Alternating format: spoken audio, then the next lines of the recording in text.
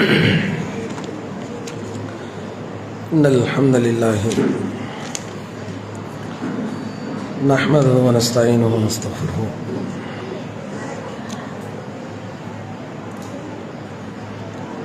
ونعوذ بالله من شرور أنفسنا ومن سيئات أعمالنا من يهده الله فلا مضل له ومن يضلل فلا هادي له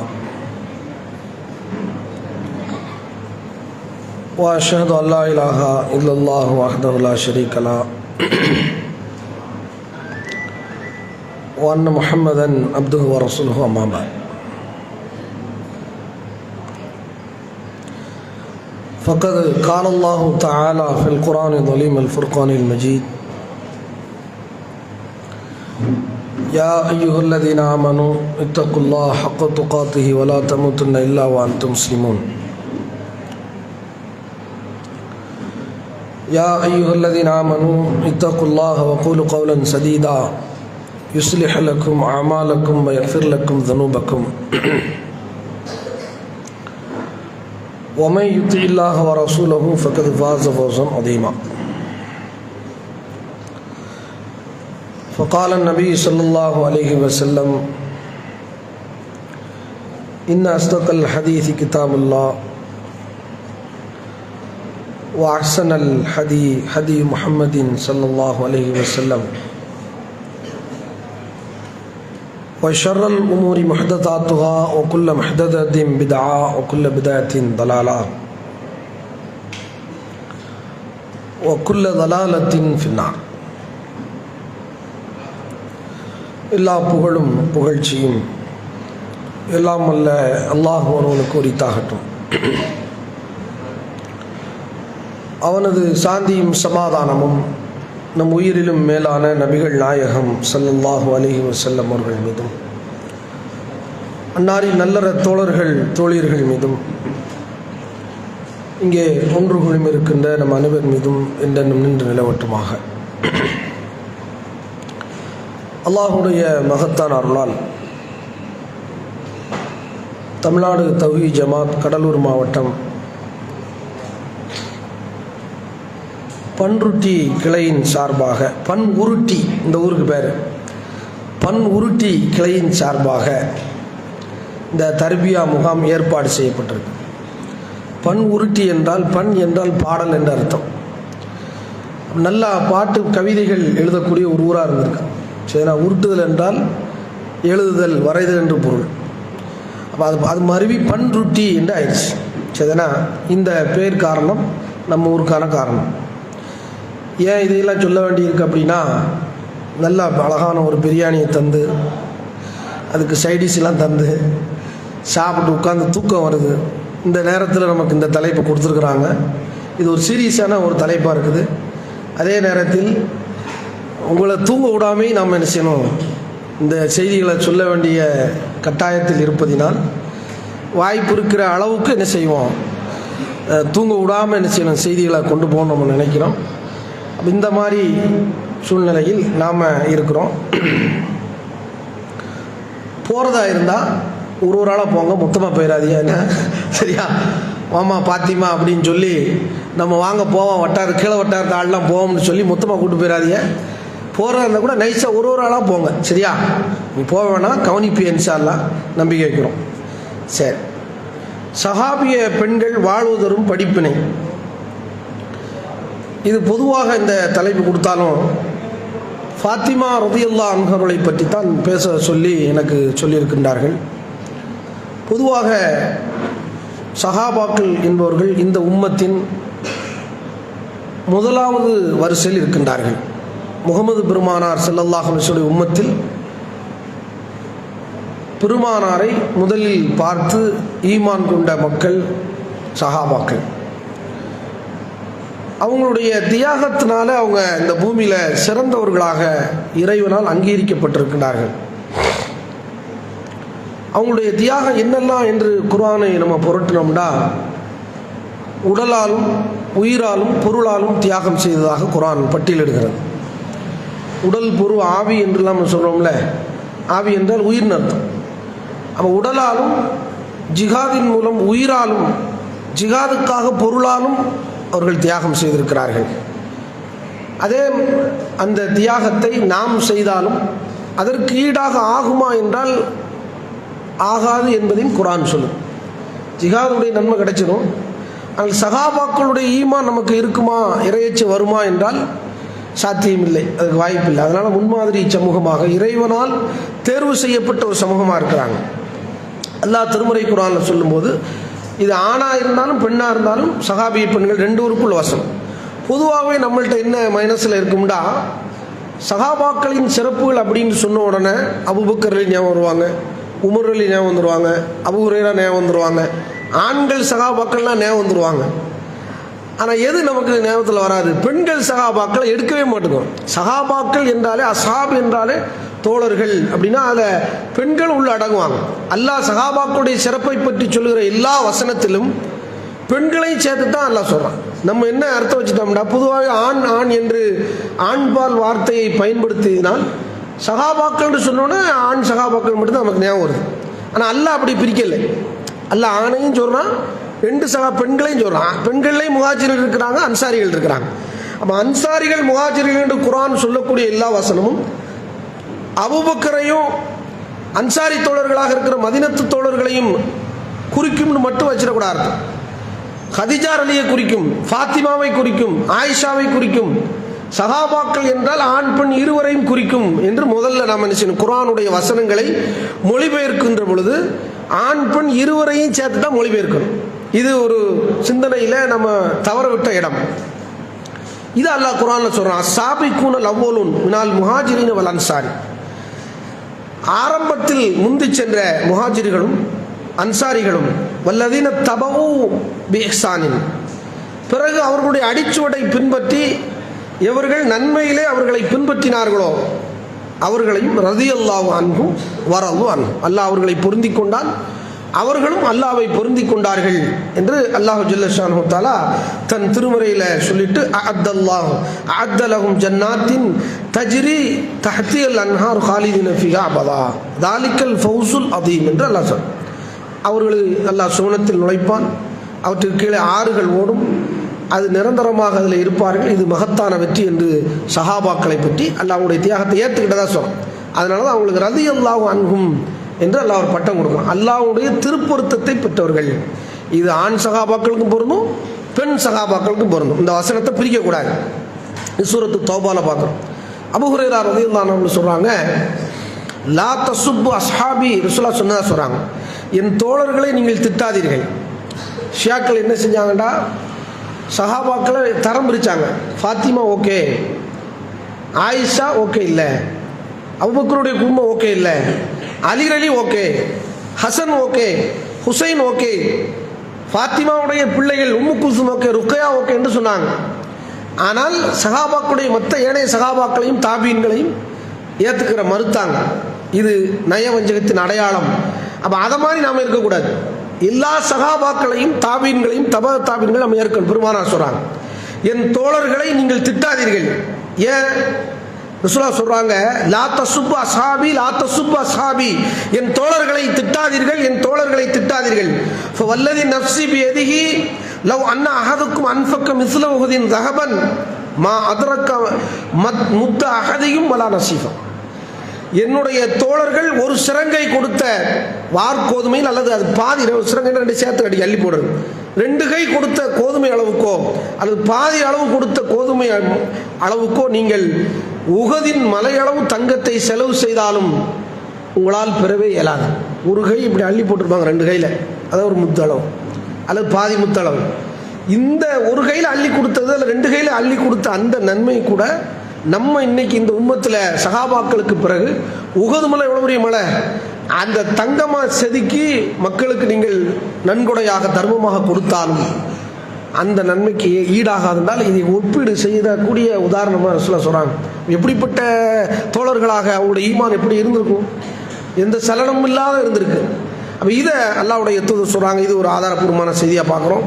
சஹாபாக்களுடைய சிறப்பை சொல்லக்கூடிய செய்தி. இப்னு மஸ்ஊத் ரலியல்லாஹு அன்ஹு அவர்கள் அறிவிக்கின்றார்கள், கைருன் நாசி கர்ணி, காலத்திலே சிறந்தவர்கள் என் காலத்தவர்கள், சும்மல்லதீன எலூனகும் சும்மல்லதீன லஹும், பிறகு அதற்கடுத்தவர்கள் தாபீன்கள், பிறகு அதற்கடுத்தவர்கள் தபோ தாபீன்கள் என்று பெருமானார் ஸல்லல்லாஹு அலைஹி சொல்றாங்க. இதனால இவங்களை பின்பற்றணும்னு அர்த்தம் வச்சிடக்கூடாது. இதெல்லாம் அந்த வசனங்கள்லாம் என்ன சொல்லுதுன்னா, அவங்களுடைய சிறப்பு, இறையச்சம், அவங்களுடைய தியாகம், இஸ்லாத்துக்காக உயிரை கொடுத்தா தான் அவங்க வாழ முடியுங்கிற நிலை இருந்துச்சு. இன்னைக்கு அப்படி இல்லை. அப்போ அந்த தியாகத்துக்கு நிகராக இந்த பூமியில் எதுவுமே வராது என்பதனால சஹாபாக்களை ஃபஸ்ட்டு இந்த உம்மத்தினுடைய முதல் தரமான ஈமானுடையவர்களாக செய்தி நமக்கு சொல்லுது. இதை நாம் புரிந்து கொண்டு அதில் எத்தனையோ சஹாபாக்கள் ஆண்கள் இருக்கிறாங்க. அபூபக்கருடைய சிறப்பு இருக்குது, உமர் ரலியல்லாஹுடைய சிறப்பு இருக்குது, உஸ்மான் பின் அஃபானுடைய சிறப்பு இருக்குது, அலி பின் அபி தாலிபுடைய சிறப்பு இருக்குது, அஷ்ரத்துல் முபஷிரீன்கள் சுமணத்துக்கு நன்மாராயம் சொல்லப்பட்ட 10 நபித்தோழருடைய சிறப்பு இருக்குது. இன்னும் எத்தனையோ நபி தோழியர்களுடைய சிறப்பு, ஹதீஜா ரலியல்லாஹுடைய சிறப்பை பேசலாம், அறிவிச்சுடர் அன்னை ஆயிஷாவை பற்றி பேசலாம், ரசூலுல்லாஹுடைய மனைவிமார்களை எல்லாம் ஜுவைரியா ரலியல்லாஹு ஜுவைரியாவை பற்றி பேசினா அவ்வளோ செய்தி இருக்கு. இப்படி எல்லா நபி தோழியர்களை பற்றி இருக்கு. இப்படி நிறைய நபி தோழர்களுடைய வரலாறு நமக்கு படிப்பனையாக இருக்குது. அதில் ஃபாத்திமா ரலியல்லாஹு அன்ஹுடைய வாழ்க்கையை நாம் இன்னைக்கு இந்த செய்தியில் பார்க்குறோம். ஃபாத்திமா ரலியல்லாஹு அன்ஹா அவர்கள் சுவனத்தில் தலைவியாக இருப்பதாக பெருமானார் ஸல்லல்லாஹு அலைஹி சொல்கிறாங்க. அவங்கள சொல்ல போகும்போது ரசூலுல்லா மிகப்பெரிய ஒரு சிறப்பை நமக்கு என்ன செய்கிறாங்க, சொல்லித்தராங்க. இவங்க பிறப்பு விஷயத்தில் கருத்து வேறுபாடு இருக்குது. 39 வயசுங்கிறாங்க, ரசூலுல்லாஹுடைய 41 வயசுங்கிறாங்க. அதேமாதிரி ரசூலுல்லாஹுடைய திருமணத்துக்கு பிறகு ஹிஜ்ரத்துக்கு முன்னால் அவங்க பிறந்ததாக சொல்லப்பட்டு இப்படி ஏராளமான அறிவிப்புகள் இருக்கிறது. சியரு ஆலாம் நுபலா என்ற இமாம் ஸஹபியுடைய அந்த வரலாற்று புத்தகத்தில் நபித்துவம் கிடைப்பதற்கு முன்னால் ஒரு சில ஆண்டுகளுக்கு முன்னால் பிறந்தார்கள் என்ற கருத்தை தான் நம்ம எடுக்க வேண்டிய சூழல் இருக்குது. அப்போ அதில் நேரடியான எந்த சான்றும் இல்லை. அவங்க எப்படி அமைப்பில் இருப்பாங்க ஃபாத்திமா ரலியல்லாஹு அப்படின்னு கேட்டால், ஃபாத்திமா ரலியை பார்த்தா ரசூலுல்லாஹ் பார்க்க வேணாம், ரசூலுல்லாஹ் பார்த்தா ஃபாத்திமா ரலியை பார்க்க வேணாம், அப்படி இருப்பாங்களாம். அமைப்பில், பேச்சில், இடைவெளி விட்டு பேசுறதுல, நடக்கிற ஸ்டைலில். பெண்களுக்குன்னு ஒரு அமைப்பு இருக்கும்ல, பெண்களுக்குன்னு ஒரு மாதிரியான சேக்கரம் இருக்கும், அவங்களுடைய இடுப்பு எலும்பு. அதே மாதிரி ஆண்களுக்கு ஒரு மாதிரியான இடுப்பு எலும்புகள் இருக்குது. வித்தியாசம் ஆண் பெண்ணுக்கு அடிப்படை வித்தியாசம் சேக்கரம் தான், இடுப்பினுடைய வளைவு நெளிவுகள் தான். ஆனால் ரசூல் ஸல்லல்லாஹு அலைஹி சொல்கிறாங்க, ஆயிஷா ரலி சொல்கிறாங்க, ரசூலுல்லாஹ்வுக்கு ஒத்த மாதிரி நடப்பாங்கன்னு சொல்கிறாங்க.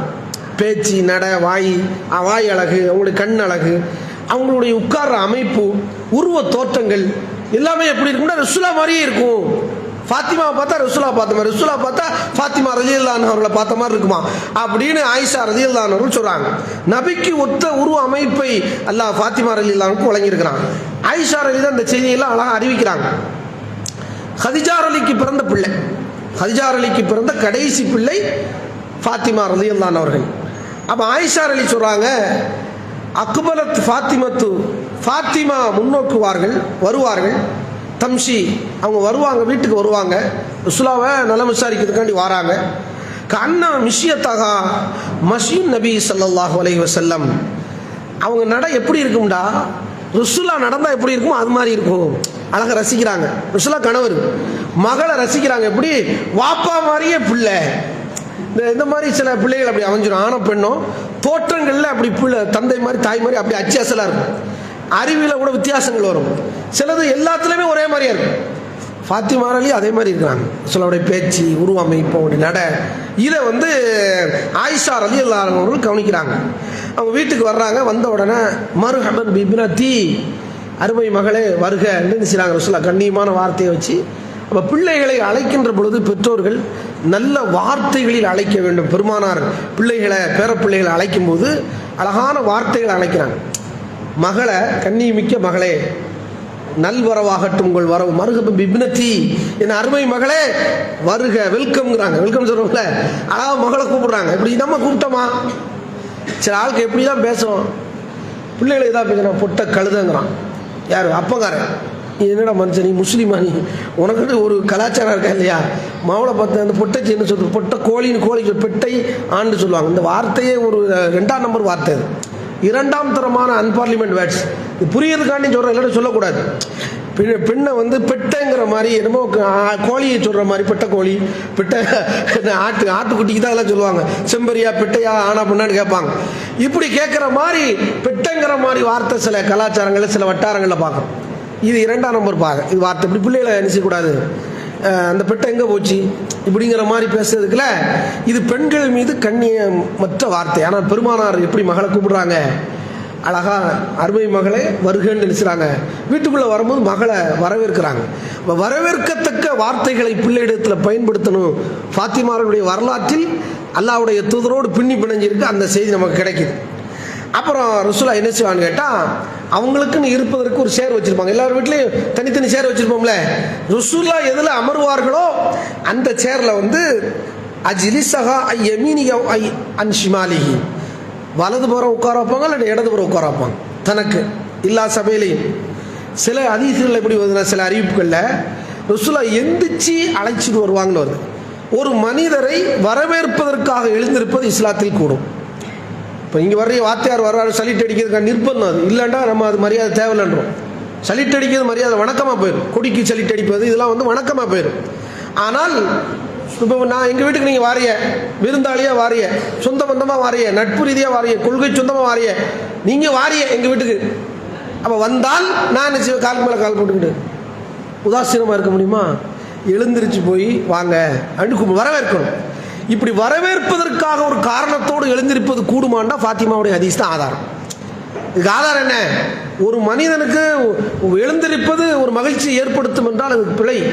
பெருமானார் ஸல்லல்லாஹு அலைஹி வஸல்லம் தோழர்கள் சொல்றாங்க, நபிகள் நாயத்துக்காக நாங்கள் எழுந்திருத்த ரசூலுல்லாஹ்வுடைய முகத்தில் கடுகடுப்பை பார்ப்போம், கோபத்தை பார்ப்போம். நாங்கள் வேற வேற நாடுகளுக்கு, நாங்கள் இஸ்கந்திரியா போன்ற நாடுகளுக்கு போகும்போது அங்கே மன்னர்களுக்கு இப்படி கும்பிடு போடுறாங்க, மரியாதை செலுத்துறாங்க எழுந்திருச்சு. அப்போ நாங்கள் ரசூலா தான் இதுக்கு தகுதியான ஆளு, பெருமானாரிடத்தில் வந்து கேட்கின்றோம், யார சொல்லலாம் உங்களுக்காக நாங்கள் எழுந்து மரியாதை செய்யலாமா என்று ஒரு சகாபி கேட்கிறார். அப்போ ரசூலா சொல்றாங்க, நான் இறந்து மையத்தாக இருந்தால் எனக்காக எழுந்து நிற்பாயா, அப்படி ஒரு மரியாதை செலுத்தியான்னு கேட்குறாங்க. இல்லை செலுத்த மாட்டோம். மையத்துக்கு எப்படி செலுத்துவோம்? அப்படி என்றால் உயிரோடு இருக்கும்போது அந்த மரியாதை செலுத்தாது அப்படின்னு சொன்ன மார்க்கத்தில் வரவேற்பதற்காக எழுந்திருக்கலாம். வேற என்ன காரணத்துக்காக எழுந்திருக்கலாம்? ஒரு ஆள் வாகனத்தில் போறாரு, மூட்டையை தூக்கி வைக்கிறதுக்காண்டி எழுந்திருக்கலாம். ஒரு ஆள் வாகனத்திலிருந்து இறக்குது. அப்போ காரணத்தோடு ஒரு ஒரு ஒரு செயலை செய்தால் அது ஷிர்க் ஆகாது, அது வணக்கம்ங்கிற அடிப்படையில் வராது. ஃபாத்திமா ரலியல்லாஹு ரசூலுல்லா வீட்டில் இருக்கும்போது ஓடி போய் எழுந்து வரவேற்று, அவங்க எதில் உட்காருவாங்கள சிறப்பான சேரில் உட்கார வச்சு மகளுடைய கையை பிடிச்சி, வலது கையை பிடிச்சி மேல்புறத்தில் ரசூலுல்லா முத்தமிடுவார்கள் என்று ஹதீஸ் வருது. எத்தனை பேர் முத்தம்? உச்சி முகர்தல் என்று ஒன்று இருக்கு, முஆனக்கா இருக்குது. வீட்டுக்கு வந்தால் கெட்டி அணைத்தல், மனைவிட்ட, பிள்ளைகள்கிட்ட, பேர பிள்ளைகள்கிட்ட. நம்மகிட்ட இருக்க அந்த பழக்கம் இல்லையே. ஃபாத்திமா ரலியல்லாஹு அன்ஹுடைய பிள்ளைகளை, பேர பிள்ளைகளை பெருமானார் வந்து சந்திக்க வருவாங்க, கெட்டி அணை, முஆனக்கா கெட்டி அணைப்பாங்கன்னு ஹதீஸ்ல இருக்கு. சஹீஹ் புகாரில் அந்த செய்தியை பார்க்கலாம். அதாவது கணவரை கட்டி அணைப்பது அது கூட தனி சட்டம். தாயை கட்டி அணைக்கலாம்ல, பிள்ளைகளை கட்டி அணைக்கலாமா, வாப்பாவை கட்டி அணைக்கலாம், உச்சி முகரலாம், கையில் மேல்புற தோல்ல இந்த கையில் நாம் முத்தம் கொடுக்கலாம். அது சாதாரண, இது வந்து அன்பின் வெளிப்பாடு. இதே மாதிரி பெருமானார் ஃபாத்திமாவுடைய வீட்டுக்கு போனால் எழுந்து வந்து வாப்பா வாங்க, அருமை வாப்பா வாங்கன்னு வரவேற்று தான் உட்கார்ற சேர்ல ரசூலுல்லாஹ் உட்கார வச்சு, அதே வலதுகரத்தை, தந்தையின் வலதுகரத்தை பிடித்து ஃபாத்திமா, அன்னை ஃபாத்திமா அவர்கள் முத்தமிடுவார்கள் என்று அதிசிப்பாங்க. அதே செய்தியில் வரும். இப்படி தந்தைக்கு மகளுக்குமான உறவு இருக்க ரொம்ப பாண்டிங், ரொம்ப பொதுவாகவே எல்லா பிள்ளைகளுக்கும் தந்தைக்கு இருக்கும். உலகத்தில் தப்பு செஞ்சால் கூட கொஞ்சம் அனுசரித்து போயிடுவாங்க தானே. பொம்பளை பிள்ளைண்டா ஆண்களுடைய தாய் மாதிரி பார்ப்பாங்க. தாயின் மறு உருவமாக எல்லா தந்தைமார்களும் தன் மகளைத்தான் பார்ப்பாங்க. இது மனிதனுடைய இயல்பு, இயற்கை, ஆணுடைய பலகீனம்னு கூட சொல்லலாம். சரியா? அப்போ அந்த இடத்துல மனைவி சண்டையை ஆகுதுன்னா, கல்யாணம் முடிச்ச புதுசில் நல்லா கொஞ்சம் அச்சுவார், குளவார், எல்லாம் அஞ்சுவார், பொண்டாட்டி அப்படி போயுமா, அப்படி தானே. பொதுவாக வந்து கல்யாணம் முடிச்சதுல கண்ணு முக்கு தெரியாதுன்னு சொல்லுவாங்க. எப்படி கண்ணு முக்கு தெரியாது? ஒருத்தர் புது கல்யாணம் முடிச்சுட்டு போயிருக்கான், பொண்டாட்டியை கூட்டு எதுக்கோ தேவைக்கு போயிருக்கான், பர்ச்சேசிங் பண்ண போகிறான்னு வச்சுக்கோங்களேன். போகிற இடத்துல பொண்டாட்டி என்ன செஞ்சா, காலில் முள்ளு குத்திருச்சு. முள்ளு குத்துனா பொண்டாட்டி விட்டுருவான், முள்ளு மேலே கோவம் அவனுக்கு. சனியை முடிச்ச முள்ளு, சனி பகவான்லாம் கிடையாது இஸ்லாத்தில். இவன் சொல்லுவான், சனியை முடிச்ச முள்ளு என் பொண்டாட்டி கால் தான் கிடைச்ச உனக்கு, முள்ளுக்கு காது கேட்குற மாதிரியே பேசுவான். அப்படி தானே இந்த தமிழில் வந்து அடுத்தவன் மேலேயே குறைய தள்ளுறது. ஆங்கிலத்தில் டைலாக் அப்படி சொல்ல முடியாது. நாம தான் தவறுதலாக வந்து காலை வச்சுட்டோம் அதில். அப்படி தானே, கவனம் இல்லாமல் உள்ளே வச்சுட்டோம் காலை. முள்ளு வந்து நடந்து வந்து நம்ம காலில் ஏறிச்சா குதிரையில். அப்போ ஆனால் உண்மையை தெரியாமல், ஹக்கீக்கத்து புரியாமல் இவன் என்ன சொல்கிறான், சனியை முடிச்ச முள்ளு என் பொண்டாட்டி கால் தான் கிடைச்சி. இது கல்யாணம் முடிச்ச புதுசில் ஒரு 6 மாதத்துக்குள்ளே இந்த நடக்கும் இந்த டைலாக். அப்புறம் குழந்தை குட்டிலாம் பெற்று பல சண்டைகள் போட்டு சமாதானமாகி அவங்க அம்மா வீட்டுக்கு அனுப்பிவிட்டு அப்புறம் பேச்சுவார்த்தை நடத்தப்பட்டு இப்போ 2-3 பிள்ளை ஆயிரும். இப்போ முள்ளு குத்திச்சுன்னு வச்சுக்கோங்க, என்ன சொல்லுவான், சனியை முடிச்ச முள்ளுங்கிற அந்த டைலாக் மாறி பார்த்துருக்கீங்களா? கண் எங்கே வச்சுக்க, பிறகு வச்சுருக்க போட்டோம்னா ஒழுங்கா பார்த்துவான், கூறுவட்டத்தனமாக வந்துக்கிட்டு இருக்கேன் அப்படி மேலே பார்த்து. இது என்ன அர்த்தம்? இது யதார்த்தம்னு அர்த்தம். இதை முதல்ல 6 மாதத்துக்கு முன்னாடி யதார்த்தம் இல்லைன்னு அர்த்தம். என்ன புரிஞ்சுக்கிட்டீங்களா? அப்போ இது மனிதனுடைய இயல்பு, இயற்கை. இது மனிதனுடைய இயற்கை. இது அதே மாதிரி தான் மனிதனுடைய இயற்கை. ஆணுடைய இயற்கை என்னென்றால் தன் மகள் மீது தாயை போன்ற ஒரு உணர்வை பார்ப்போம். நிறைய பண்புகள் அப்படி இருக்கும் பல வீடுகளில். அப்போ இந்த உணர்வை நம்ம மனுஷனை கொச்சைப்படுத்தி அது வரவேற்கத்தக்க ஒரு விஷயம்தான். வரவேற்பதற்காக ஒருவரை எழுந்து வரவேற்பது இஸ்லாத்தில் வணக்கமாக பார்க்க காரண காரியத்தோடு ஒரு செயலை செய்தால் அது இணைவைப்பாகாது என்கிற செய்தியை அன்னை ஃபாத்திமா ரலியல்லாஹுடைய இந்த செய்தியில் பார்க்குறோம். இன்னும் ஆயிஷா ரலி நிறைய சொல்கிறாங்க. எப்படி சொல்கிறாங்கன்னா, பேச்சு வார்த்தை எல்லாமே ஒப்பா. இப்படி இப்னு ஹிப்பான்ல பார்க்குறோம், ஹாக்கிம் பைஹக்கில் அதே மாதிரி ஆயிஷா சொல்கிறாங்க. திருமதியில் 3807 செய்தியாக பார்க்குறோம். ஆயிஷா ரலியல்லாஹு சொல்கிறாங்க, மாரைத்து அகதன் அஷ்பக சம்தன் வதல்லன் வஹதியன் பி ரசூலில்லாஹி ஸல்லல்லாஹு அலைஹி வஸல்லம் ஃபீ கியாமிஹா வகூதிஹா மின் ஃபாத்திமத்த பின்த் ரசூலில்லாஹி ஸல்லல்லாஹு அலைஹி வஸல்லம். பெருமானாருடைய மனைவி ஆயிஷா அலி சொல்கிறாங்க, நான் இந்த உலகத்தில் அவங்க வாழ்கிற சமுதாயத்தில், சகாபாக்கள் சமுதாயத்தில் ரசூலாவுடைய பிள்ளைகளில் நிறைய பேர் இருந்தாங்கல்ல, ரசூலாவுடைய பிள்ளைகளில் இவங்க எல்லா பிள்ளைகளையும் ஃபாத்திமா தான் உருவ அமைப்பிலையும் அழகிய நடையிலையும் ரசூலா மாதிரியே பின்பற்றத்தக்க வகையில் எல்லாமே இருந்துச்சு. பேசினா கூட துண்டு துண்டா பேசுவாங்களா, ஒட்டி பேச மாட்டாங்களா, வார்த்தையை நிதானமாக நிறுத்தி பேசுவார்கள் என்றெல்லாம் பெருமானார் ஸல்லல்லாஹு அலைஹி வஸல்லம் மகள் ஃபாத்திமாவை ஆயிஷா ரலியல்லாஹு சொல்றாங்க. சில அறிவிப்புகளோட பார்க்குறோம், ஆயிஷா ரலியல்லாஹு வந்து ஃபாத்திமாவோட வயசு கம்மியானவங்களாம் இருக்குது. அதுக்கு ஆதாரம் இல்லை, ஆனால் அப்படி ஒரு அறிவிப்பை பார்க்குறோம். இது திருமதியில் இந்த செய்தியை பார்க்குறோம். இது ரசூலுல்லாஹுடைய உருவ அமைப்புக்கு ஒத்திருப்பதாக இதெல்லாம் இருக்குது. ரொம்ப பாசம் வச்சுருந்தாங்க. பிள்ளைகளுக்கு மத்தியில் பாசம் கூடி குறைச்சி இருக்கிறது குற்றமா அப்படின்னா ஃபாத்திமா ரலியுடைய செய்தி தான் ஆதாரம். அதுக்கப்புறம் கதீஜா ரலியுடைய செய்தி ஆதாரம். எனக்கு 5 பிள்ளை இருக்குது உதாரணத்துக்கு, அது ஒரு 3 மனைவி இருக்குது அப்படி வச்சுக்கோங்க. ரசூலுல்லாஹ் காலத்தில் நிறைய மனைவிகள் திருமணம் முடிப்பாங்க, 4 வரைக்கும் இஸ்லாம் அனுமதிக்குது. இப்போ ஒரு மனைவிட்ட கதீஜா ரலி மேலே இருந்த பாசத்தை போன்று வேறு யார் மேலே இல்லை. கதீஜா ரலியுடைய தங்கை ரசூலுல்லாஹ் வீட்டுக்கு வருவாங்களா, சலாம் சொல்லுவாங்களா, கதவை தட்டி அஸ்ஸலாமு அலைக்கும் அப்படி சொன்ன உடனே அந்த குரலை கேட்டோன்னே ரசூலுல்லாஹ் எங்கே போயிடுவாங்க, அந்த சிவந்த கிழவி நினைவுக்கு போயிடுவாங்க, கதீஜா மேலே போயிடுவாங்களா. சார் என் மனைவி மாதிரியே இருக்கு அப்படின்னு, குழந்தையா தான் அந்த குரல் ஒரே மாதிரி இருக்கு, அக்கா தங்கச்சி குரல் ஒரே மாதிரி தானே இருக்கும். நேராக என்ன செய்வாங்க, குழந்தையா நினைக்கல ரசூலுல்லாஹ் மனைவி நினைக்கிறாங்க. குழந்தையா சலாம் சொன்ன உடனே மனைவி ஞாபகத்துக்கு போயிடுவாங்களாம்.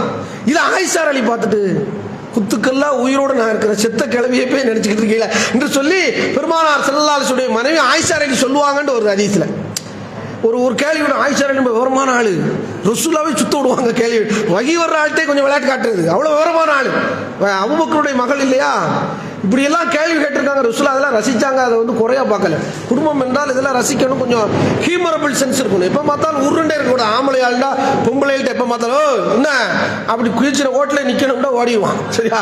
ரசூலுல்லாஹ் சொல்றாங்க, ஒரு பெண் என்பவள் வளைந்த விலா எலும்பிலிருந்து படைக்கப்பட்டிருக்கிறாள். ஹுலிகத் மின் திலா ஃபைன் துகீமஹா கஸர்தா, ரொம்ப போட்டு திருக்குறையே தெரிச்சு விடும் என்று சொல்றாங்க. சரி, எப்படி தொலைஞ்சு கொண்டு விட்டேன்டா ஒன்னே ஒரேடியாக ஒண்ணுமில்ல வாக்கிடுவா சொல்றாங்க. அப்ப என்ன செய்யறது, வஸ்தௌசு பின்னிசா, பெண்களிடத்தில் நடுநிலையை பேணுங்கள். ஒவ்வொருத்தரும் ஒரு ஸ்டைலில் இருப்பாங்க. நம்ம மனைவியில் ஒருத்தர் ஒரு டிசைனில் இருப்பாங்க. நம்ம பெற்ற பிள்ளையில மூத்தவன் ரொம்ப சாந்தமாக இருப்பான், 3வது உள்ளவன் பெரிய ரவுடியாக இருப்பான். பார்த்தீங்களா? இந்த ரவுடியை போய் என்ன செய்வான், அம்மாக்காரி ரொம்ப விரும்புவா, நல்லா தொழுவான், சாந்தமாக இருப்பான், நோன்பு வைப்பா. அப்பாக்காரனுக்கு பிடிக்காது, வாப்பாவுக்கும் தருதலையாக இருக்கான், அவனை போய் நீ. ஆனால் தருதலை மேலே அம்மாவுக்கு ரொம்ப பாசம். இது எப்படி இது அப்படித்தான் டிசைன் அல்ல, அப்படித்தான் அமைச்சிருக்கான். அப்போ கதீஜா அலி மேலே அவ்வளோ அன்பு ரசூலுல்லாஹ்வுக்கு. தான் எதை நினைக்கிறார்களோ அதை அப்படியே செய்து விடுவார்கள். எப்படிப்பட்ட மன ஒற்றுமை பெருமானாருக்கு கதீஜா அலி. ஃபாத்திமா அலிட்டு அந்த மாதிரி இருந்துச்சு. எல்லா பிள்ளைக்கும் ஓகே தான், தான் பெற்ற பிள்ளை தான். இந்த கடைசி மகள் ஃபாத்திமான் மீது பெருமானாருக்கு ஒரு கூடுதல் ஒரு அக்கறை, கூடுதல் ஒரு அன்பு இருந்துச்சு. இது குற்றமாண்டா, பிள்ளைகளுக்கு மத்தியில் குற்றம் கிடையாது. சட்டம் சமம். நான் ஒரு சட்டை எடுத்து கொடுக்கேன் என் பிள்ளைகளுக்கு, 1000 ரூபாய்க்கு சட்டை எடுத்து கொடுக்கேன், எல்லாத்துக்கும் 1000 ரூபாய்க்கு கொடுத்துடணும். ஆனால் கடைக்குட்டி பிள்ளைக்கு மேலே அன்பு கூட இருக்கு, அதனால தப்பு இல்லை. அன்பு கூட இருக்கிறதுனால 1500 வச்சுக்கண்டா குற்றம். என்ன புரியுதா? சட்டத்தில் சமந்த அனைவருக்கு உரிமைகளை ஹக்கீக்கத்தில் யாருக்கு முன்ன பின்ன ஏற்றத்தாழ்வு கூடாது. சொத்த பதிவு என்றைய நுமான் பின் பஷீர் என்ற நபித்தோழருக்கு 2 மனைவிகள். அதில் 2வது மனைவி கேட்கின்றார்கள், என் பிள்ளைக்கு ஏதாவது சொத்து வேணும் அப்படின்னு கேட்குறாங்க. அப்போ ரசூலுல்லாஹ்ட்ட அவங்க சொல்லும்போது விவரமான ஆளாக இருக்க வகைக்கு முக்கியத்துவம் கொடுக்குறாங்க. பெருமானார்கிட்ட அனுமதி கேட்டு விட்டு என் பிள்ளைக்கு சொத்தை எழுதி வைங்க. உயிரோடு இருக்கும்போது சொத்தை எழுதி வைக்கலாமா? எழுதி வைக்கக்கூடாது.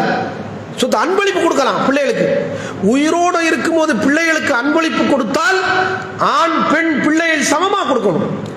வாரிசு சட்டம் இறந்த பிறகுதான். ஆணுக்கு 2 பெண்ணுக்கு 1 எப்போ சட்டம்? மையத்தை வச்சுக்கிட்டு தான் சட்டம். உயிரோடு இருக்கும்போது என்ன சட்டம்டா?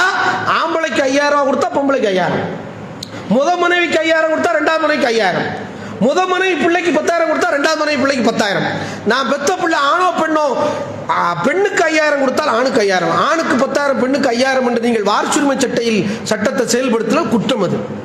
இந்த சட்டத்தை நினைவுபடுத்தி ரசூலுல்லாஹ்ட்ட அனுமதி வாங்கி தான் சொத்தை பதிவு பண்ணணும் உயிரோடு இருக்கும்போது கேட்குறாங்க. ரசூலுல்லாஹ் கேட்குறாங்க, நைசா உனக்கு எத்தனை மனைவி? 2. எத்தனை பிள்ளைங்க? அது நிறைய இருக்கு. அப்போ என்ன சொத்தை கேட்குற? இந்த அநியாயத்துக்கு நீ சாட்சியாக இருக்க சொல்றியா? நீ பண்ற அநியாயத்துக்கு 2ஆம் மனைவியுடைய பிள்ளைக்கு சொத்து அநியாயத்துக்கு நான் அநியாயத்துக்கு துணை போன அல்லாஹ்வின் தூதர் என்று பெருமானார் ஸல்லல்லாஹு அலைஹி வஸல்லம் கடிக்கிறாங்க. அவங்கள கண்டிக்கிறாங்க. நல்லா புரிஞ்சுக்கணும், பிள்ளைகளில் அன்பு பாசம் கூட குறைச்சிருக்கலாம், அது குற்றம் இல்லை, அது அல்லாஹ்வினால் ஏற்படுத்தப்படுது. ஆனால் அதற்காக கொடுக்கிற உரிமைகளில் கடமைகளில் வித்தியாசப்படுத்தக்கூடாது. அதே மாதிரி ஃபாத்திமா ரலியல்லாஹு அன்ஹா மீது நாம் பிள்ளையிலேயே அவங்க மேலே ரொம்ப அன்பு, ரொம்ப பாசம், ரொம்ப நெகிழ்வு, அவங்க மேலே அக்கறை பெருமானார் ஸல்லல்லாஹு அலைஹி வஸல்லம் ரொம்ப கொண்டாங்க. போருக்கு போயிட்டு வருவாங்களா ரசூலுல்லாஹ்? போருக்கு போயிட்டு வந்தால் என்ன சட்டம்? போருக்கு போயிட்டு வந்தால் நேராக வீட்டுக்குள்ளே போகக்கூடாது, தகவலை சொல்லி விடணும் மனைவிட்ட. அவங்க அதுக்கு தயாரிப்பு, அவங்க வெளியூருக்கு போயிட்டு வந்திருப்பாங்க, தாம்பத்திய கடமைகள்லாம் இருக்குது, இதெல்லாம் அவங்க தயாரிப்போடு இருக்கணும். தகவலை சொல்லிவிட்டு தான் போகணும். திடீர்னு நடுராத்தில் கதவை தட்டிக்க கூடாது, அது நல்ல சட்டம் கிடையாது. அப்போ உடனே ரசூலுல்லாஹ் என்ன செய்றாங்கன்னா, பள்ளிவாசலில் போய் 2 ரக்காத் தொழுவாங்க. ஃபர்ஸ்ட் போர் முடிஞ்ச உடனே அவங்க ஜனாதிபதியாக இருந்தாங்களா இல்லையா, முதல்ல ஆட்சியை இப்போ ஒரு ஆளை போட்டு சப்ஜூரா போட்டு பள்ளிவாசல்லாம் பார்த்துக்குங்க, எல்லாத்தையும் பார்த்துக்குங்க, ஆட்சியெல்லாம் பார்த்துக்குங்க, நாங்கள் போருக்கு போயிட்டு ஒரு ஆளை நியமிச்சுட்டு போவாங்க. திரும்ப பொறுப்பு வாங்கணுமா இல்லையா? பள்ளிவாசலுக்கு 2 ரக்காத் தொழுதுட்டு நிதி நிர்வாகத்தை எல்லாம் பார்த்துக்கிட்டு நேரம் எங்கே தெரியுமா போவாங்க? மனைவிமாருக்கு வீட்டு போக மாட்டாங்களா, மகளை தான் ஃபஸ்ட்டு பார்ப்போம். எந்த மகளை? ஃபாத்திமாவை பெருமானார் பார்ப்பார்கள். தன் மகளை தாயை பார்க்கல ரசூலுல்லாஹ், அதை தாயை பார்த்தாங்க. அந்த புரிகிற வயசுக்குள்ள ரசூலுல்லாஹ் இறந்துட்டாங்க. ஒரு 6 வயசுல தாயை இழந்துட்டாங்க. அப்போ ஒருவேளை அப்படி கூட இருந்திருக்காங்க ரசூலுல்லாஹ்வுக்கு, தாயின் இடத்தில் கூட தன் மகளை என்ன செஞ்சிருக்கலாம். நிறைய பிள்ளை இருந்தாலும் ஃபாத்திமா மேல அப்படி ஒரு ஈர்ப்பு கூட இருந்திருக்கலாம். அது கூட ஆதாரம் இல்லை, ஒரு இயல்பு தான், மனிதனுடைய இயல்புக்காண்டி சொல்றாங்க. 2 ரக்காத் தொழுதுட்டு ஃபாத்திமாவை முதல்ல சந்திச்சுட்டு மனைவிமார்களை சந்திப்பார்கள் என்கிற செய்தியில் இஸ்தியாப் ஃபி மாரிஃபத்துல் அஸ்ஹாப் என்ற அந்த புத்தகத்தில் பதிவு செய்யப்பட்டிருக்கு. இது வரலாற்று செய்தி தான். அதே மாதிரி ரசூல் ஸல்லல்லாஹு அலைஹி வஸல்லம் வரவேற்பார்கள் செய்தியை சொல்லியாச்சு, அது முடிஞ்சு போச்சு. ஃபாத்திமா ரலியல்லாஹு மீது ரசூலுல்லாஹ் எப்படி அன்பா இருந்தாங்களோ அது மாதிரி ரசூலுல்லாஹ் மேலையும் ஃபாத்திமா அன்பா இருந்தாங்க, வாப்பா மேல. அதுக்கு என்ன அடிப்படை? அந்த கையில் முத்தமிட்டார்கள், வரவேற்றார்கள், உட்கார வச்சாங்கன்னு அந்த செய்தி ஆதாரம் இருக்கு. ஃபாத்திமா ரலியல்லாஹு அவர்கள் தந்தை மேல கூடுதல் அக்கறை, தந்தையை தேடக்கூடியவர்களாக இருப்பாங்க. இப்போ கொஞ்ச நேரம் காணாம தேடுவாங்க, கவனிப்பாங்க தந்தை மேல, இப்படி ஒரு பாசம். அதுல ஒரு செய்தி எல்லாரும் கேள்விப்பட்ட பிரபலியமான ஒரு வரலாற்று செய்தி. பெருமானார் ஸல்லல்லாஹு அலைஹி வஸல்லம் ஒரு முறை காபத்துல்லாஹ்வுல தொழுதுகிட்டு இருக்காங்க, நபித்துவ பட்டம் கிடைச்சிருச்சு. தொழுதுகிட்டு இருக்கும் போது அபூஜஹலுடைய கூட்டம் கொஞ்சம் பேர் நின்றுக்கிட்டு ரசூலுல்லாஹ்வுக்கு எதையாவது ஒரு துன்பத்தை கொடுக்கணும் அப்படின்னு சொல்லி கொஞ்சம் பேர் கால பாலுலி பாலி ஐயுக்கும் பி யஜீவு பி சலாத் ஜசூரி பனி ஃபுலானின் ஃபயலவு அலா லஹ்ரி முஹம்மதின் இதா சஜத. இன்னாருடைய மனிதர் வீட்டில் ஒரு ஒட்டகத்தை அறுத்திருக்கின்றார்கள், அதனுடைய ஒட்டக குடலை எடுத்துட்டு இந்த முகமது சஜிராவுக்கு போகும்போது அவருடைய கழுத்தில் வைக்கணும், யார் உங்களை செய்வா என்று சொல்லி ஒரு டீம் ஒர்க்கு காபீர்கள் திட்டம் போடுறாங்க.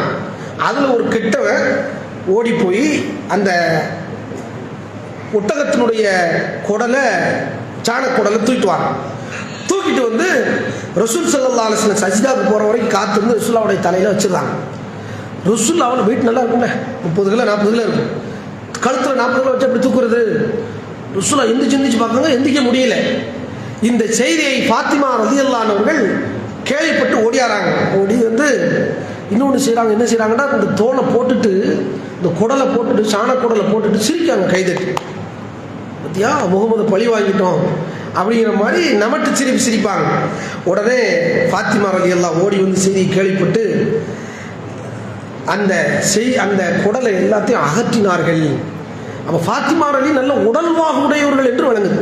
ஆண்கள் தூக்கக்கூடிய குடலை ஒத்தாளா என்ன செய்யறாங்க, தூக்கி போட்டு தந்தைக்கு ஹெல்ப் பண்ணியிருக்கிறாங்க. வீட்டு வேலையெல்லாம் நல்லா பார்த்ததாக செய்திகளெல்லாம் நம்ம பார்க்குறோம். அதுக்கெல்லாம் ஆதாரப்பூர்வமான செய்தி புகாரிலே நம்ம பார்க்குறோம்.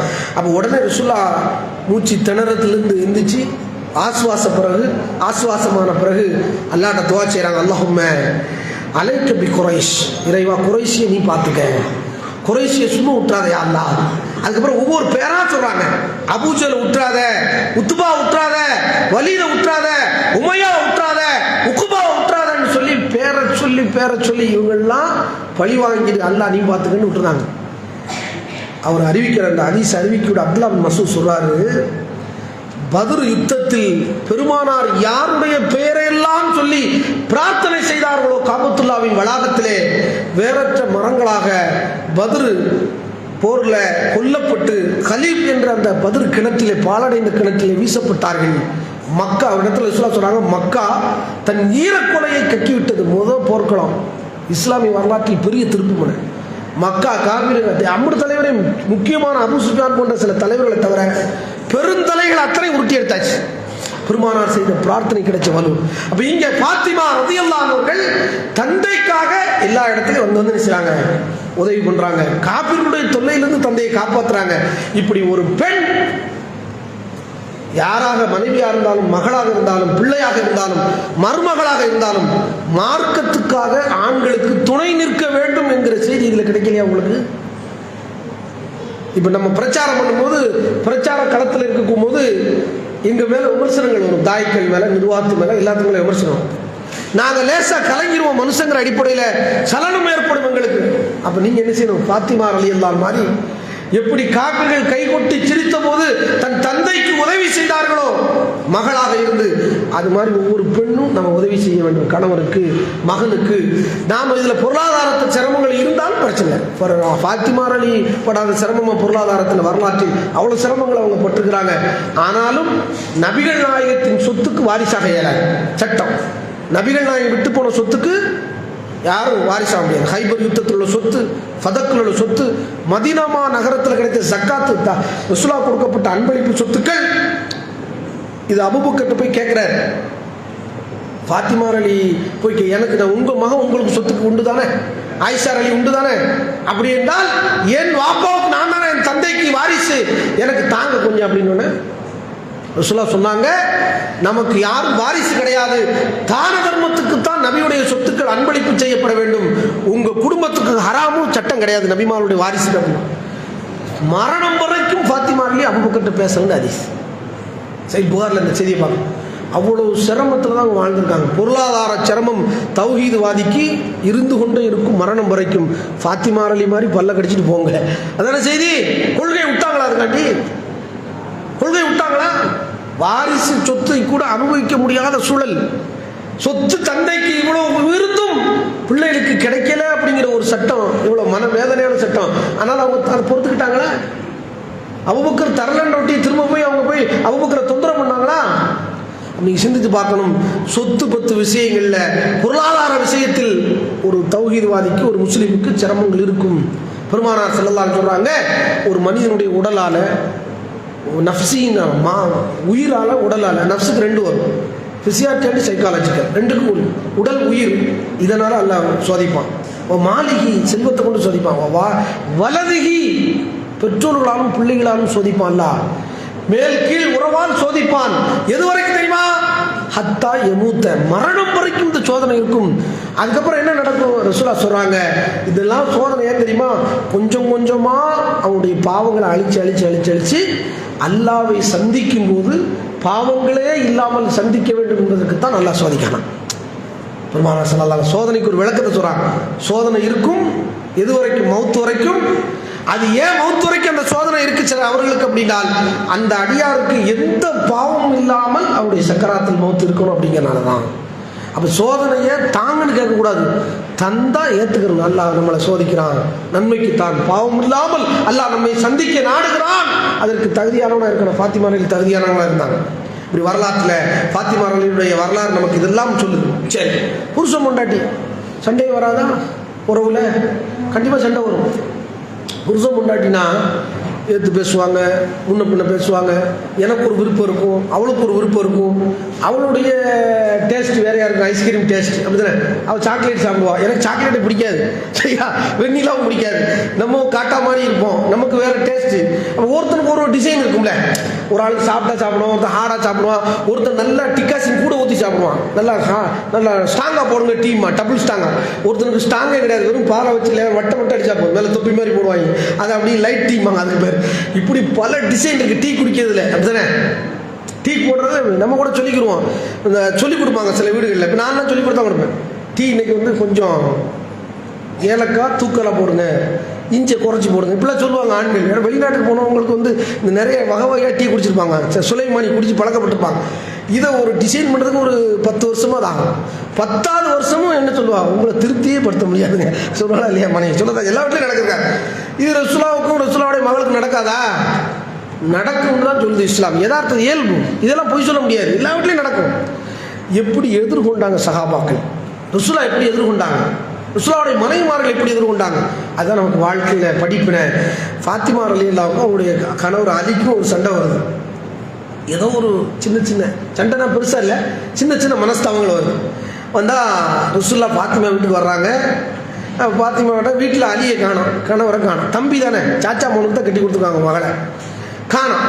உடனே அவங்க கேட்குறாங்க, அலி எங்கே? அலி எங்கன்னு கூட கேட்கல, பெரியப்பா மகன் எங்கே அப்படின்னு கேட்குறான். பெரியப்பா மகன் யாருக்கு? ஃபாத்திமாவுக்கு. பெரியப்பா மகனுக்கு வாக்கப்படலாம், தப்பு இல்லை, சரியா. அத்தைக்கு மீசை வச்சா, அத்தைக்கு மீசை வச்சா சித்தப்பு, அப்படி பழமொழி. அப்போ அத்தை மகளை கல்யாணம் முடிக்கலாம்டா சித்தப்பா மகளையும் கல்யாணம் முடிக்கலாம் இஸ்லாத்தில். அந்த சட்டப்படி கல்யாணம் முடிச்சிடுறாங்க. கேட்குறாங்க அலி எங்கன்னு கேட்கல, பெரியப்பா மகன் எங்க? கணவருங்கிற அடிப்படை ரசூலுல்லாஹ் அட்மாஸ்பியருக்கு தகுந்த மாதிரி பேசுவாங்க, பெருமானார் மாதிரி பேச முடியாது, நிலைக்கு தகுந்த மாதிரி வார்த்தைகள் அமைப்பாங்க. உடனே அவங்க சொல்கிறாங்க, கான பைனி பைன ஷைஉன் ஃபஹாலபனி ஃபஹரஜ ஃபலம் யகுல் இந்தி. அவருக்கு எனக்கு கொஞ்சம் மனஸ்தாபம், சின்ன சின்ன பிரச்சனை ஆயிடுச்சு. சரி, கோச்சுக்கிட்டு சொல்லாமல் கொள்ளாமல் போயிட்டாரு. மனுஷன் எங்கே போனாரு தெரியலையே, சொல்லாமல் கொள்ளாமல் போகாதே தயவு செய்து, யார்ட்டா சொல்லிட்டாரு போங்க. உடனே இங்கே சொல்லாமல் கொள்ளாமல் போனோன்னே ரசூலுல்லாஹ்வுக்கு ஒரு பயம் வந்துருச்சு. ஒரு சின்ன பயம் இருக்கத்தானே செய்யும். தந்தைக்கு மருமூரை காணோம்டா, திடீர்னு விசாகப்பட்டினத்துக்கு வண்டி எடுத்துட்டா, பண்ருட்டிலேருந்து விசாகப்பட்டினத்துக்கு ஏறணும் அப்படின்ட்டு அப்படி போனவங்களாம் இருக்கான், சொல்லாமல் போயிடும். அப்புறம் தந்தி அடிப்பாங்க. 20 வருஷத்துக்கு முன்னாடி தந்தி, உன் தாயார் செத்து விட்டார், மூணு பொண்டாட்டி பிள்ளைல அவங்க மாமியார் வீட்டில் சொல்ல மாட்டாங்க. எவன் போகிறான்னா வீட்டுக்காரன் அம்மாவை சாவடிக்கிறது, அத்தாவை சாவடிக்கிறது, செத்த தாத்தாவே சாவடிச்சு லீவ் லெட்டர் போடுற மாதிரி பள்ளிக்கூடத்தில். உங்களுடைய அம்மா சீரியஸாக இருக்கிறாரு, உடனே வரோம். தந்தி எல்லா ஊர்லேயும் போஸ்ட் ஆஃபீஸ் இருக்கும், உடனே உளுந்தடிச்சு விசாகப்பட்டினத்துலேருந்து வர்றது. இப்படி எத்தனை குடும்பங்களில், பண்ருட்டியில், திருநெல்வேலியில், கயத்தாரில் சண்டை ஓட்டுன்னு சொல்லாமல் ஓடிடுவாங்க அந்த காலத்தில். இன்றைக்கி அப்படி இல்லை, இன்றைக்கி செல்ஃபோன் இருக்குது, எதாவது பிடிச்சினால. ஆனால் அன்றைக்கும் தந்தி அடித்து பிடித்தார்கள். இவர் என்ன செய்கிறாரு, இவர் எங்கே போவார்? நம்மளாம் சண்டை போட்டால் கூட எங்கேயாவது போயிடும், ஃப்ரெண்ட்ஸோட ஜாலியாக இருப்போம். இன்றைக்கி தொலைஞ்சு போகுது பொண்டாட்டி விட்டு, இன்றைக்கி ஒரு நாளைக்கு ஜாலியாக இருப்பா அப்படிமோ. இவர் எங்கேயுமே போகிறாரு, அலி மனைவிட்ட கோவித்து கொண்டு பள்ளியாசலில் போகிறார். இப்படிப்பட்ட தோழராக இருக்கார் பாருங்க. மனைவிட்ட கோவிச்சுட்டாரு, சின்ன மனஸ்தாபத்தை எங்கே கொண்டு வைத்துக்கிறது? அல்லாட்ட முறையிடுறாங்க. போய் பள்ளியாசலில் போய் அவர் தொழுதுட்டு எல்லாம் செஞ்சுட்டு படுத்து கிடக்காரு ஓரமாக. ஒரு அநாத மாதிரி ஓரமாக படுத்து கிடக்காரு. ரசூலுல்லாஹ்வுடைய மருமகன், ஜனாதிபதிக்கு மருமகன், ரசூலுல்லாஹ்வுடைய தம்பி, சோனத்தின் தலைவியின் கணவர் ஓரமாக படுத்து கிடக்காரு. பள்ளியாசல் தான் ஒரு ஆணுக்கு புகலிடம், அல்லாஹ் தான் புகலிடம் என்பதை அலி ரலியல்லாஹுடைய வாழ்க்கை நமக்கு சொல்லுது. எத்தனை பேர் சிரமங்களுக்காக இறைவனை ஒதுங்கியவர்கள், எத்தனை பேர் தௌஹீத்வாதிகள் சொல்லுவாங்க. ஃப்ரெண்ட்ஸ்கிட்ட பேசுவான், அங்கே பேசுவான், இங்கே பேசுவான். அல்லாட்ட பேசுனியா அவன் பிரச்சனை? அலி ரலி அல்லாட்ட பேசுறாங்க, பள்ளியாசல்ல படுத்து கிடக்காங்க. ஒரு ஆளை விட்டு பார்க்க சொல்லித்தான் தெரிஞ்சுக்கிறாங்க. அலியை பார்த்துட்டோம்ப்பா, அவர் சொல்றாரு பள்ளியாசல்ல படுத்து கிடக்கிறார் யார் ரசூலுல்லாஹ். ஒன்று ரசூலுல்லாஹ் வர்றாங்க, ஆடையெல்லாம் கொஞ்சம் விலகி, மேலாடையெல்லாம் கொஞ்சம் விலகி, சட்டையெல்லாம் துண்டுலாம் கொஞ்சம் விலகி, முதுகு வந்து மண் தரப்பில் முதுகுலாம் மண்ணாக கிடக்கு. உடனே ஒரு கிணிச்சு படுத்து கிடக்கிறாரு. ரசூலுல்லாஹ் சட்டையெல்லாம் துணியெல்லாம் சரி பண்ணிட்டு லேசாக தட்டி விட்டு, யகுல் கும் அபா துராப், கும் அபா துராப், மண்ணின் தந்தையே, ஒரு இலக்கியமாக ரசூலா சொல்றாங்க. சிரிப்பு அவர் கோபத்தில் இருக்கிறால சிரிப்பு விட்டுருக்காரு சொல்றாங்க. மண்ணின் தந்தையே, மண்ணு நிறைய முதுகுல இருந்துச்சுங்க, நிறைய எது இருக்கா அதான் தந்தைன்றலாம். மண்ணின் தந்தையே, மண்ணின் தந்தையே எழுந்திரு அப்படின்ட்டு அலி கொஞ்சம் லேசான ஒரு மைல்டான சிரிச்சிருச்சுட்டாரு. உடனே அந்த சம்பவம் நிறைவு பெறுகிறது. சமாதானப்படுத்தி விட்டு கொண்டு வந்திருப்பாங்க. அதெல்லாம் இல்லை, நம்ம ஃபுல் பண்ணிக்கிற வேண்டிய செய்தியை. அப்போ இந்த செய்தி சஹீஹ் புகாரில் 441வது செய்தியாக பதிவு செய்யப்பட்டது. நம்ம வீடுகளில் நம்ம மக கோவிச்சுட்டு மருமக கோவிச்சுட்டு போகிறான். மாமியாக்கறி என்ன சொல்லி கொடுப்பான்? என் மகளை இப்படி சொல்கிறதுக்கு அவன் யார்? மாமனார் யார்? அவன் புருஷங்களோடைய அப்பனே. அவன் யார்? போண்டா கோழி. என்னையை பற்றி என் மகளை அப்படி சொல்லி யார்? மாமனார போண்டா கோழியா? கொஞ்சம் குண்டா இருப்பார் உங்களுக்கு. இப்படி சொல்லி குடும்பத்துக்குள்ளே ஏற்றி விட்டு உன் வீட்டுக்காரன் உன்னையை காப்பாற்றுறேன், நான் காப்பாற்றுறேம்மா. யார்? அம்மாக்காரி. அப்படி ரசூலுல்லாஹ் சொன்னாங்களா? இவ்வளோ அழகான ஒரு சமாதானத்தை கொடுத்து மருமகன்கிட்ட பேசி மருமகன் மருமகள், மகளுக்கு அடுத்த ஸ்தானம். பிரதர் இன்லா, சிஸ்டர் இன்லா, சட்டப்படி பிள்ளை மகன் மகள் என்றுதான் அதுக்கு பேர். மருமகள் மருமகனுக்கு மறுபிறவி மாதிரி மருமகன். நம்ம மறுபிறவி இஸ்லாத்தில் கிடையாது. என் மகனுக்கு பதிலாக மருமகன். அவ்வளோ ஈடுபாடு மாமனாருக்கு மாமியாருக்குள்ள மருமகனுக்கு மத்தியில் இருக்கா? இன்னைக்கு பெருமானாருக்கு இப்படிலாம் ஈடுபாடு உண்டு. அழகா பேசுறாங்க. அதே ஈடுபாட்டை மற்ற மருமகன்ட்ட காட்டலையில. ஏன்னா அவருக்கு சின்ன வயசுலேருந்து ரசூலுல்லாஹ்வுக்கு பழக்கம். அலி சாச்சா மகன் தம்பி ஒரு கோணத்தில். அப்போ இதையெல்லாம் நம்ம பார்க்கும்போது பெருமானாருடைய வாழ்க்கை, அவங்களுடைய மகள் ஃபாத்திமா, அவங்களுடைய மருமகளுடைய வாழ்க்கையில் அங்கேயும் கசப்பான உணர்வுகள் இருந்திருக்குது. சமாதானமாக்கி அந்த மனங்களில் இளகிய நிலையை உருவாக்கி குடும்பம் நல்லா வாழ்றதுக்கு பெருமானார் உதவி செய்தார்கள். ஃபாத்திமாரையும் இணங்கி வர்றாங்க. ஒரு இடத்துல என்ன செஞ்சுட்டாருன்னா, சண்டை முத்தி இருக்கும்போது ஏதோ ஒன்று நடந்திருக்கு. என்ன சொன்னா, இன்னொரு கல்யாணம் முடிக்கிறதுக்கு பேசுறாரு. யாரு? அலி இஸ்லாத்தில் கூட தானே இன்னொரு கல்யாணம் முடிக்கல, 4 வரைக்கும் முடிக்கலாம். அப்போ உடனே அவங்களும் கேட்டு விட்டதாக ஒரு ஹதீஸ்ல இருக்கு. ஒரு குடும்பத்துக்காரங்க இந்த குடும்பத்துக்காரங்க பேரை ரசூலுல்லாஹ் சொல்லி ரசூலுல்லாஹ்ட்டே வந்து கேட்குறாங்க, இந்த மகளை அலிக்கு பொண்ணு பார்க்குறமே நீங்க சொல்லுங்களேன். யார்? ரசூலுல்லாஹ்ட்டே வந்து 3 தடவை சொல்லியிருந்தாங்க. ரசூலுல்லாஹ் மிம்பர்ல ஏறுறாங்க. அலி பார்த்ததாக இந்த அறிவிப்பில் வருது. ரசூலுல்லாஹ் ஏறி சொல்றாங்க, இன்னொரு மருமகனை நினைவுபடுத்துறாங்க. என் மூத்த மருமகன் இருக்கார, சொன்ன மாதிரி நடந்துக்கிட்டா நல்ல மனுஷன். அலி இப்ப நல்ல மனுஷன் இல்லையா? அப்படி சொல்லல, அவருக்கு மண்டையில விளங்கணுங்கிறதுக்காண்டி நாசுக்கா சொல்றாங்க. உடனே ரசூலுல்லாஹ் சொல்றாங்க, இன்ன ஃபாத்திமா ரதி இருக்கிறாங்களா, ஃபாத்திமா பாலத்தும் மின்னி, என்னுடைய பாதி என் மகள் ஃபாத்திமா, என்னில் பாதி. அப்ப அவளை நீ கூறு போட்டா முகமதை கூறு போட்டதாக அர்த்தம். அழகா சொல்றாங்க அலிக்கு. இதை விட ஒரு வார்த்தைகளை ரசூலுல்லாஹ் மாதிரி பேசவே முடியாது. நீ ஃபாத்திமாவை கூறு போட போறியா, நபியை கூறு போட்டுட்டு போடுன்னு அர்த்தம். என் மகள் ஃபாத்திமா என்னில் பாதி, என்னில் ஒரு துண்டு. இன்னி அக்ரஹு ஐயசுஹா வல்லாஹி லா தஜ்தமிஉ பின்த ரசூலில்லாஹி ஸல்லல்லாஹு அலைஹி வஸல்லம் பின்த அதுவில்லாஹி இந்த ரஜுலின் வாஹித்.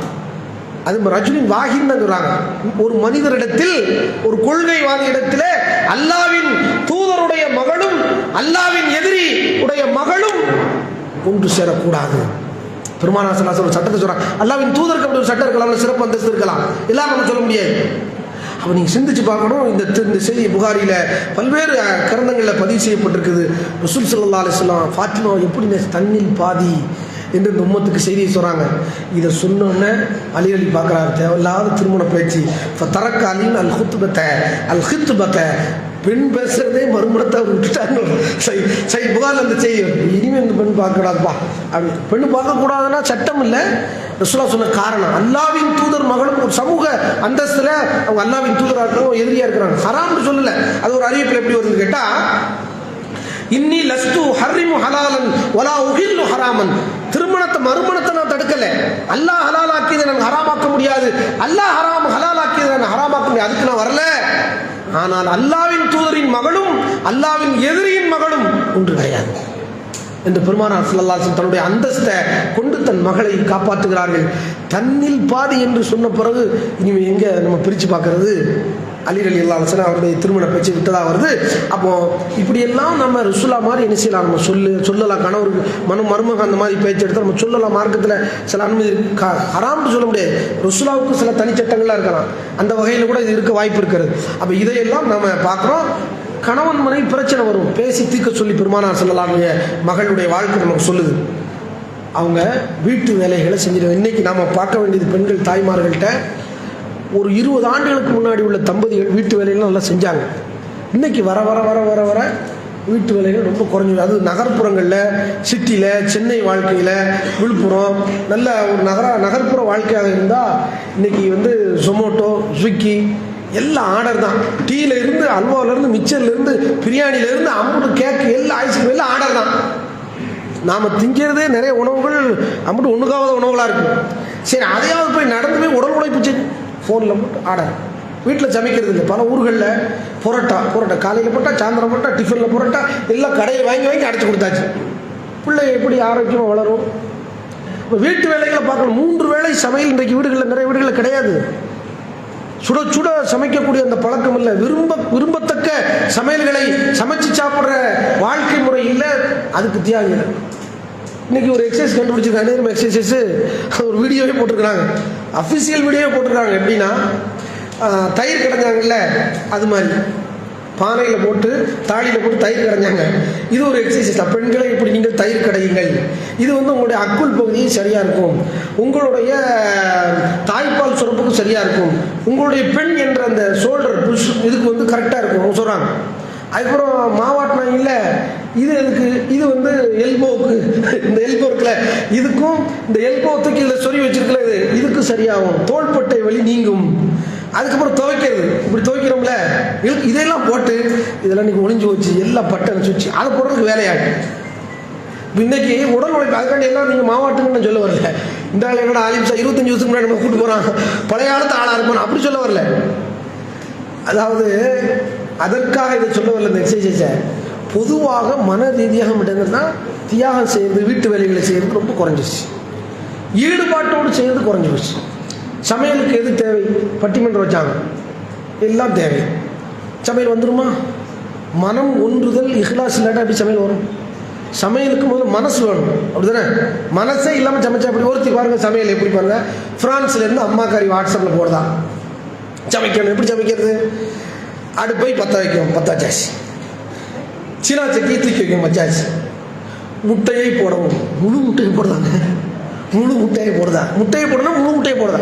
தக்காளியை போடவும், முழு தக்காளியை போடுதா. மாவுக்காரி அவள் அம்மா பிரான்ச்சில் இருக்கா, இவங்க சென்னையில் இருக்கா. முழு தக்காளியை போடுதா. அதுக்கப்புறம் என்ன செய்யணும்? வெங்காயத்தை போடவும், முழு பல்லாரியை போடுதா. தொலியை கூட உரிக்கலை, போட்டு கிண்டவும். அவன் வீட்டுக்காரன் நல்லா சாப்பிட்டா முட்டையை, இதுக்கு பிடிச்சமையிலா. அதுக்கப்புறம் என்ன செஞ்சு எல்லாம் போட்டியாமா? சரி, இப்போ வீடியோ கால் பண்ணுமா? முதல்ல ஆடியோ கால் நட கம்ப்யூட்டர்லேயே வீடியோ கால் போடணுட்டு வீடியோ காலில் வாட்ஸ்அப்பில் வீடியோ கால் போடுறாங்க. போட்டா அந்த அம்மா சொல்லு, சரி டைவர்ஸ் நோட்டீஸ் அனுப்பிட வேண்டியதான் அப்படின்னு சொல்லி அம்மா கறி சொல்லுதா, பெத்த அம்மா கறி, நீ இப்படி போய் உங்க வீட்டுக்கார இப்படி மாட்டிருக்கானே உன்ட்ட அப்படின்னு சொல்லி சிந்திச்சு பாருங்க. இப்படியா சமைக்கிறது? இந்த அளவில் இருக்குது. இப்போ இன்னும் கொஞ்சம் பேர் எப்படி அழகான சுவையான வெண்ணி போடுவது எப்படி? யூடியூப்பில் வெண்ணி போடுறது, வெண்ணி போடுறதுக்கெல்லாமா யூடியூப்பில் போடுறது என்கிற அளவுக்கு இந்த மக்களுடைய சமையல் நிலை இப்படி போயிடுச்சு. ஏன்னா ஈடுபாடு இல்லை, எந்த ஒன்றையும் கற்றுக்கொள்ள. இப்போ நான்லாம் கப்சா போட்டுருவேன், மந்தி சோறு போட்டுருவேன், பிரியாணி போட்டுருவேன், என்னனாலும் சமைப்பேன். சின்ன வயசுலேருந்தே அம்மாவுக்கு ஹெல்ப் பண்ணுறோம். எங்கள் அம்மாவுக்கு காய்ச்சலாக இறங்கி வேலை பார்த்துறோம். ஒரு தடவை எங்கள் வீட்டில் எல்லாருக்குமே காய்ச்சல், ரேஷன் கடைக்கு நான் தான் போகிறேன். ஹைதர் அலி என்ற ஒரு வாத்தியார், ரொம்ப தப்லீக் ஜமாத்தில் தீவிரமான, எப்போ பார்த்தாலும் அல்லாஹ் சொல்லி தஸ்மீல ஒரு பாடத்தில் கூட தஸ்மீலாம் சொல்ல வைப்பார் நம்மளை. சொல்லுங்க லா இலாஹ இல்லல்லாஹ் சொல்லிட்டு தான் பாடத்தை ஆரம்பிப்பார். 5 பாடத்தை அவரே நடத்துவார். எச்சு தெரிச்சிடும் எல்லாருக்கும் மேலே. அவர் என்ன செய்ய, அவர் ரேஷன் கடைக்கு போயிட்டு வந்தாச்சு, எல்லாருக்கும் காய்ச்சல், எனக்கும் காய்ச்சல். இன்டர்வல் வரைக்கும் பாடம் முடிஞ்சு போச்சு. ரேஷன் கடைக்கு போயிட்டு வந்தாச்சு. நல்ல மட்டை வரிச்சு அட்டினா சரியாக நான் 2 அரை பூசை வச்சார். வச்சுட்டு இது சட்டப்படி, இப்போ எதுக்கு நீ வந்த, இன்னைக்கு ஃபுல்லாக லீவ் எடுக்கலாம்ல, இன்னும் 2 பீரியட் இருக்க, வேஸ்ட் பண்ண வேணாம, கட்டெல்லாம் அடிப்போம், அது வேற. அன்னைக்கு வந்தாச்சு.